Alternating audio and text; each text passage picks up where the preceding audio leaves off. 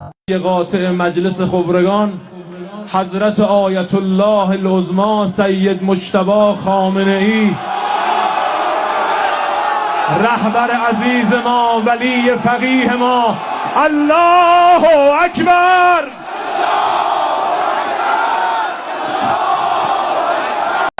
नाजरीन, मैं हूं कैसर रजा हुसैनी और आप देख रहे हैं सदाकत न्यूज़ नेटवर्क। नाजरीन, मैं आपको एक अहम खबर की जानिब तवज्जो मबज़ूल कराने लगा हूं। ईरान असम्बली ने सुप्रीम लीडर चुन लिया है, जिनका नामी आयतुल्लाह मुज्तबा खामनेई है। ये ऐसे वक्त में है जबकि ईरान में 40 दिन का शोक मनाया जा रहा है और अभी 10 दिन पहले ही हज़रत आयतुल्लाह सैयद अली खामनेई अलल्लाहु मकामहू को अमेरिका व इसराइल ने शहीद कर दिया था।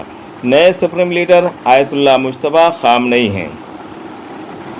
قاطع مجلس خبرگان حضرت آیت الله العظما سید مجتبی خامنه ای، رهبر عزیز ما، ولی فقیه ما. الله اکبر.